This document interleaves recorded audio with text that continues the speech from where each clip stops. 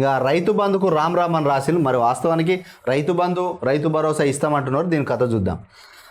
రైతు బంధుకు రామ్ రామ్, అత్యవసర బోనస్తోనే సరి, తుమ్మల వ్యాఖ్యలతో స్పష్టం. రైతులకు ఏది మేలో అదే చేస్తామనడంతో అనుమానాలు. రైతు బంధును తొలగించే కుట్ర అంటున్న అన్నదాతలు. సన్నవడ్లకు ప్రభుత్వం అందిస్తున్న బోనస్తో ఒక్కో రైతుకు 12,000 నుంచి 15,000 వరకు అదనంగా వస్తున్నాయి. రైతు బంధు కంటే బోనసే బాగుందని చెప్తున్నారు. రైతులు కూడా బోనసే ఇవ్వాలని అంటున్నారు.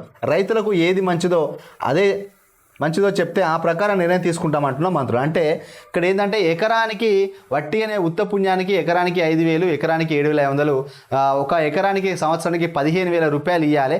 సో దానికంటే మీరు పంట పండించుకుంటారు కదా సన్నవాడ్లు, దానికి బోనస్ ఇస్తే కూడా ఒకళ్ళకి 12,000 15,000 వస్తుంది కదా. ఇండైరెక్ట్గా రైతు భరోసా ఇవ్వకపోయినా కూడా ఈ రకంగా ఇచ్చినట్టే కదా, దీంతో సరిపెట్టుకోండి అని సింబాలిక్గా చెప్తున్నారట. కానీ దానివల్ల చాలామంది రైతులకు నష్టం జరిగింది. ఎందుకంటే పెట్టుబడి సాయం లేకుండా వాళ్ళు పెట్టుబడి పెట్టుకొని అప్పులు తెచ్చుకొని పంట పండించినాక అది అమ్ముకున్నాక డబ్బులు వచ్చేది చాలా లేట్ అవుతుంది. కాబట్టి రైతు బంధు ఖచ్చితంగా కావాలని చెప్పి పడుతున్నారు. రైతు బంధు ఎప్పుడు ఇస్తారు? మంత్రి పొన్నం ప్రభాకర్ను ప్రశ్నించిన మహిళా రైతు. ఇంకా చిగురు మామిడి, సార్ మాకు రైతు రుణమాఫీ కాలే, రైతు బంధు రాలే, ఎప్పుడు ఇస్తారు అని ఓ మహిళ రాష్ట్ర రోడ్డు రవాణా బీసీ సంక్షేమ శాఖ మంత్రి పొన్నం ప్రభాకర్ను ప్రశ్నించింది కరీంనగర్ జిల్లాలో అంట. సో ఇక్కడ రైతు బంధుకు రామ్ రామ్ ఏంటో చూద్దాం. మళ్ళీ బీఆర్ఎస్ ప్రభుత్వం కేసీఆర్ ప్రతిష్టాత్మకంగా ప్రారంభించిన రైతు బంధుకు కాంగ్రెస్ సర్కారు పూర్తిగా తిలోదకాలు ఇచ్చినట్టుగా తెలుస్తుంది. అరాకొరగా కొంతమంది వరి పండించే రైతులకు ఇచ్చే బోనస్తోనే సరిపెట్టాలని భావిస్తున్నట్టుగా స్పష్టమవుతుంది. తాజాగా వ్యవసాయ శాఖ మంత్రి తుమ్మల నాగేశ్వరరావు వ్యాఖ్యలు ఇందుకు బలం చేకూర్చుతున్నాయి.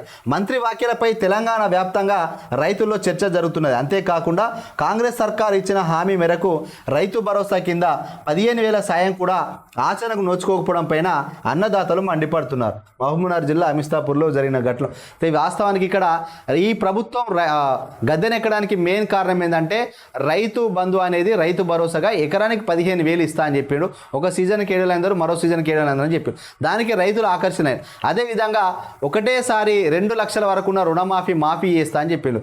సో తెలంగాణలో 60% మంది రైతులు, రైతు కూలీలు ఉన్నారు. భూమి లేని వాళ్ళు ఎవరు లేరు. దాదాపు అందరికీ భూమి ఉన్నది. కాబట్టి వీళ్ళు ఏం ఆలోచించాలంటే 2 లక్షల రూపాయలు లబ్ధి చేకూరుతుంది, ఎకరానికి 15,000 వస్తుంది అని చెప్పి ఆశపడరు. సేమ్ అక్కడే ఆ 2 కారణాలతోటి, అదేవిధంగా 6 గ్యారంటీలు అన్నారు కదా, వీటితోటి తెలంగాణ మహిళలను బుట్టలో వేసుకున్నారు.